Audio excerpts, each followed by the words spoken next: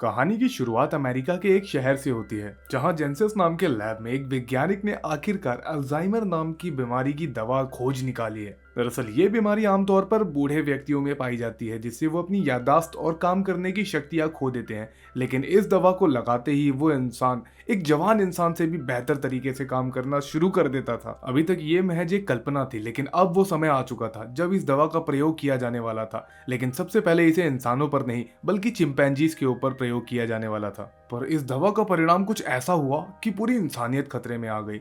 Genesis lab वालों ने बहुत ही बड़े पैमाने पे जंगल से चिंपैंजीज को उठवाना शुरू कर दिया और अब उन्होंने 11 अलग चिंपैंजीज को ये दवा दी, जिसके बाद उनकी इंटेलिजेंस बहुत बढ़ गई और वो एक इंसान से भी ज्यादा तेज दिमाग वाले हो गए। चिंपैंजीज बड़ी बड़ी पजल्स को आसानी से सॉल्व कर पा रहे थे। जेंसिस लैब वालों के लिए ये एक बहुत बड़ी कामयाबी थी। आखिरकार इस दवा का प्रशिक्षण पूरा हुआ और इस दवा का नाम था ALZ-112। और आज वो दिन था जब जेंसिस लैब के ये दोनों वैज्ञानिक आज अपना प्रस्ताव इन्वेस्टर्स के सामने रखने वाले थे, जिसकी वजह से इनकी कंपनी और लैब को बहुत ज्यादा मुनाफा होता। पर तभी हमें दिखाते हैं एक चिंपैंजी अपना आपा खो देती है और उसके बाद वो पूरे के पूरे जेंसिस लैब में तबाही मचा देती है। ताकि वो किसी भी इंसान को नुकसान न पहुंचाए, इसके लिए उसे तुरंत जगह पर गोली मार दी गई। पर बाद में पता चलता है कि वो पेट से थी और वो महज अपने बच्चे को बचा रही थी। इसके बाद उस चिंपैंजी के बच्चे की परवरिश विल रोडमैन ने करी और उसका नाम रखा सीजर, क्योंकि सीजर उस समय पेट में था जब उसकी माँ को ALZ-112 नाम का वो ड्रग दिया गया, जिसके असर सीजर के बचपन में ही दिखने लग गए थे। वो एक चिंपैंजी से बहुत ही ज्यादा होशियार था।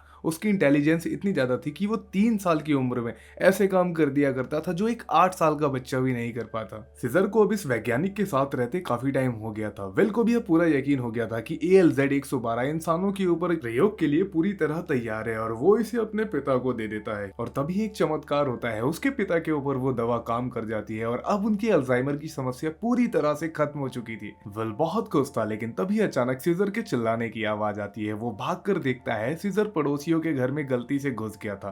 वो उसे एक नॉर्मल चिंपैंजी समझकर उसके ऊपर हमला कर देते हैं, जिसमें उसको काफी चोटें भी आ जाती है। जिसके बाद विल उसे एक पेट हॉस्पिटल में लेकर जाता है जहां वो उसकी मरहम पट्टी करवाता है। वहां उसकी मुलाकात होती है एक डॉक्टर से जिसका नाम था कैरोलिन अराहाना। कैरोलिन उसे एक बहुत ही होशियार चिंपैंजी समझ रही थी, पर उसे नहीं पता था कि ये कोई आम चिंपैंजी नहीं बल्कि एक म्यूटेटेड चिंपैंजी है। जिसके बाद ये सब लोग सीजर को घुमाने के लिए एक जंगल में भी लेके जाते हैं। अब पेट डॉक्टर का भी सीजर की चोट को लेकर विल के घर में आना जाना लगा रहता था, जिसकी वजह से विल और उस लेडी डॉक्टर के बीच में नजदीकियां बढ़ गई और इस चीज से सीजर भी बहुत खुश था। उसके बाद हमें दिखाते हैं पूरे 5 साल बाद का सीन। अब सीजर काफी बड़ा हो चुका है। कैरोलिन और वो वैज्ञानिक एक दूसरे से प्यार करने लगे हैं। ये फिर से चिंपैंजी को घुमाने इस जंगल में आए थे। जंगल में सीजर की नजर एक कुत्ते पर पड़ती है जिसके गले में पट्टा बंधा हुआ था। अपने गले में सेम पट्टा देखकर वो विल से इशारों में पूछता है कि क्या मैं तुम्हारा पेट हूं और तुमने मेरे गले में ऐसा पट्टा क्यों बांधा हुआ है। जिसके बाद विल ये फैसला करता है कि वो सीजर को सब कुछ सच बताएगा। वैज्ञानिक सीजर को जेंसिस लैब के बाहर ले जाकर सब कुछ बताता है कि कैसे तुम्हारी माँ के ऊपर एक्सपेरिमेंट किया गया था, लेकिन उस समय वो पेट से थे जिसकी वजह से तुम्हारे अंदर इतनी इंटेलिजेंस आ गई। फिर सीजर उससे इशारों में पूछता है कि क्या मेरी माँ मर चुकी है। जवाब में वैज्ञानिक से उदास मन से धीरे से गर्दन हिला दी। इन सब के बाद वो वापस सीजर को घर ले आता है। तभी हम देखते हैं विल के पिता अपना आपा खो देते हैं और अपने पड़ोसी से लड़ जाते हैं। उनके बचाव में सीजर पड़ोसी से लड़ता है, लेकिन इस दौरान पड़ोसी के हाथ में चोट लग जाती है। जिसके बाद सीजर को एनिमल शेल्टर लेकर जाया जाता है। हालांकि उस समय तक वो वैज्ञानिक विल अपनी गर्लफ्रेंड के साथ वहां पर पहुंच चुका था, लेकिन कोर्ट का ऑर्डर होने की वजह से वो कुछ नहीं कर पा रहा था। सीजर भी इस चीज से काफी घबरा गया था और उसे कुछ समझ नहीं आ रहा था, बल्कि इसमें तो उसकी कोई भी गलती नहीं थी। वो तो महज विल के पिता को बचाना चाहता था। शेल्टर में आकर ना तो विल खुश था और ना ही सीजर कुछ खास खुश दिख रहा था। विल सीजर से वादा करता है कि मैं बहुत जल्द तुम्हें यहाँ से निकाल लूंगा, प्लीज तब तक तुम अपना ध्यान रखना। और ये बोलकर विल वहां से चला जाता है। विल के जाते ही ये लोग एक अंडरग्राउंड रास्ते से सीजर को एक जेल में डाल देते हैं जहाँ और भी बहुत सारे चिंपैंजीज थे और ये जगह नर्क से बदतर थी। अब इधर विल अपने पिता से मिलने आता है, तब उसे पता लगता है कि उसके पिता की बीमारी पहले से और ज्यादा बढ़ चुकी है। पिता की खून की जांच के बाद पता लगा कि एल्स-12 नाम का वो ड्रग अब उल्टा असर कर रहा है और वो उनकी बीमारी बढ़ाता चला जा रहा है। वहीं दूसरी ओर सीजर की भी खातिरदारी कुछ खास नहीं हो रही थी। बेचारे को ना सही से खाना मिलता था और ना ही सोने के लिए कोई ठीक सी जगह। ये महज एक नाम का शेल्टर था, हकीकत में एक जेल से भी बदतर था। एल्स-12 के उल्टे असर की वजह से वेल लैब के मालिक को समझा रहा है कि हमें तुरंत एल्स-12 के ऊपर काम रोकना पड़ेगा, पर पैसों का भूखा जेकोब इस चीज से इनकार कर देता है। इधर बेचारे सीजर की हालत भी बहुत खराब होती जा रही है। इसके बाद लैब के अंदर हमें टोबा नाम का एक चिंपैंजी दिखाते हैं, जिसके ऊपर अभी तक बहुत सारे एक्सपेरिमेंट हो चुके हैं। अब वैज्ञानिक टोबा के ऊपर एक नया ड्रग ट्राई करने वाले थे, जिसका नाम था एल्स-113, जो कि एल्स-112 का ही एक एडवांस्ड वर्जन था। जब वेल ने अपने पिता को एल्स-112 दी, तब उसके पिता की बॉडी ने उससे लड़ना नहीं सीखा था, लेकिन कुछ ही समय में इंसानों के इम्यून सिस्टम ने उस एल्स-112 नाम के ड्रग से लड़ना सीख लिया था, जिसकी वजह से ये एल्स-113 नाम का ड्रग बनाना पड़ा। और अगर अब ये एल्स-113 काम कर जाता है तो वेल फिर से अपने पिता को ठीक कर पाएगा और साथ ही इंसानियत में एक बहुत बड़ी रेवोल्यूशन ला सकती थी। और इसका परिणाम हुआ भी कुछ ऐसा ही। वहीं दूसरी ओर सीजर को बाकी सारे चिंपैंजीज ने अपनाने से मना कर दिया था। शेल्टर में दूसरे चिंपैंजी सीजर के ऊपर हमला कर देते हैं। आज वेल अपनी गर्लफ्रेंड के साथ सीजर से मिलने आया है। जब वो सीजर की हालत देखता है तो वो वहाँ के स्टाफ कर्मियों के ऊपर बहुत गुस्सा करता है और वो सीजर को तुरंत यहाँ से ले जाने के लिए कहता है, लेकिन कोर्ट का ऑर्डर होने की वजह से वो कुछ भी नहीं कर पाता। सीजर अब इस बात से बहुत भड़क जाता है और सीजर अब फैसला करता है कि वो यहाँ की चिंपैंजियों को एक एक करके सबक सिखाएगा। तो वो पेड़ के सबसे ऊपरी हिस्से पर जाकर बैठ जाता है। शाम होते ही शेल्टर का मालिक अपने दोस्तों के साथ आता है। वो सभी चिंपैंजीज को छेड़कर खुश हो रहे थे, लेकिन तभी सीजर हाथ बढ़ाकर एक दोस्त को पकड़ लेता है और उसकी जेब से चुपचाप एक चाकू निकाल लेता है। जैसे ही अंधेरा होता है और वो शेल्टर का मालिक वहां से चला जाता है, सीजर एक डंडे में उस चाकू को बांधकर जेल का दरवाजा खोल देता है। वहीं दूसरी ओर विल अपने पिता को वो नया ड्रग एल्स-113 दे देता है, सिर्फ इस उम्मीद में कि शायद उसके पिता अब ठीक हो जाए। और उसके बाद वो एक अच्छे कपड़े पहनकर कुछ पैसे लेकर उस शेल्टर की तरफ जाने लगता है। वहीं शेल्टर में हम देखते हैं कि सीजर ने एक बहुत बड़े गोरिल्ला से दोस्ती कर ली है, जिसको कैद कर रखा जाता था, और वो उसी चिंपैंजी को ललकारता है जिसने उसको पहले दिन यहाँ मारा था। और वो उसकी बहुत ही बुरी तरह पिटाई करता है, लेकिन उसको जान से नहीं मारता।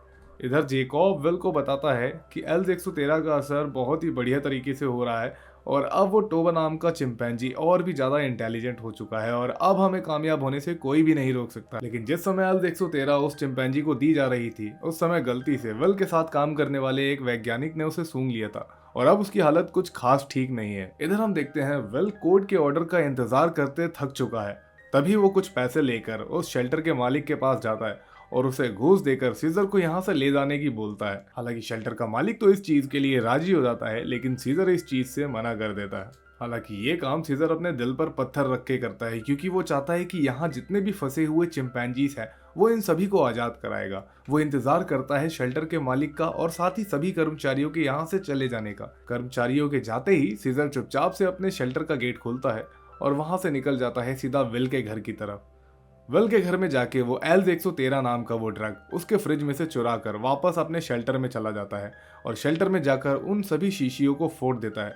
उसके धुएं को सूंघकर अब सभी चिंपैंजीज के ऊपर एल्स-113 का असर हो चुका है।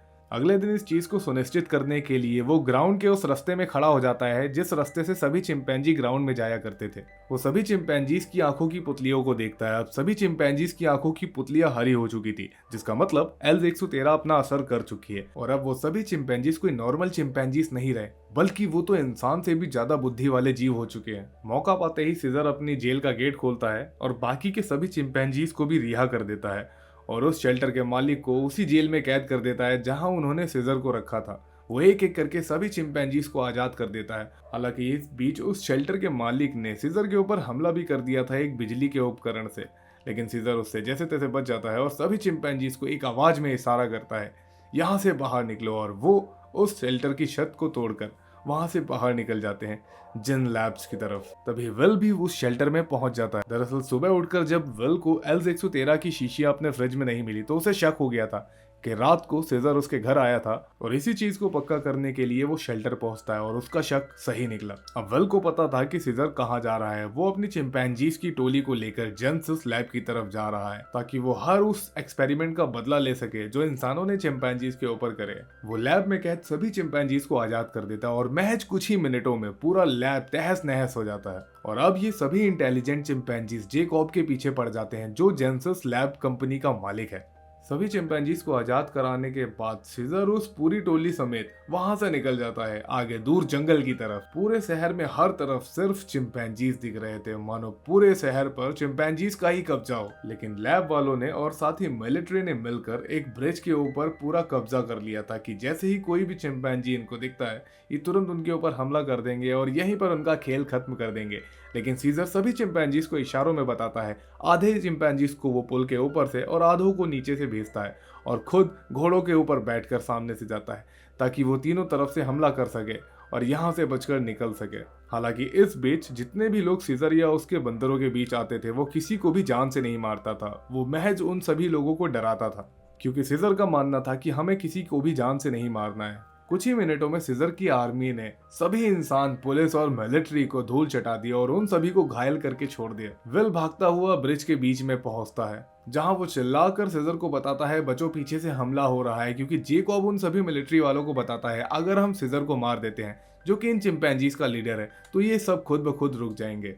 एक बड़ा चिंपैंजी हेलीकॉप्टर की तरफ जंजीर फेंक के उसे क्रैश करा देता है। अब जेकॉब सीजर से मदद मांगता है लेकिन सीजर वहां से चला जाता है। तभी कोबा पीछे से आता है और वो हेलीकॉप्टर को लात मारकर जेकॉब समेत उसे पानी में फेंक देता है और इसके बाद सीजर समेत वो पूरा चिंपैंजीज का काफिला वाइनवुड नाम के उस जंगल में चला जाता है। उनका पीछा करते विल भी वहां पहुंचता है। वहां एक चिंपैंजी उसके ऊपर हमला करने ही वाला था, तभी सीजर वहां चिल्लाकर सबको रोक लेता है। अब ये सभी सीजर को अपना सरदार मानते हैं। विल सीजर से वापस चलने को कहता है लेकिन इस बार सीजर इशारों में नहीं बल्कि इंसानों की आवाज में बोलता है, ये सीजर का घर, तुम यहाँ से चले जाओ। और इसी के साथ ये मूवी यहाँ खत्म हो जाती है।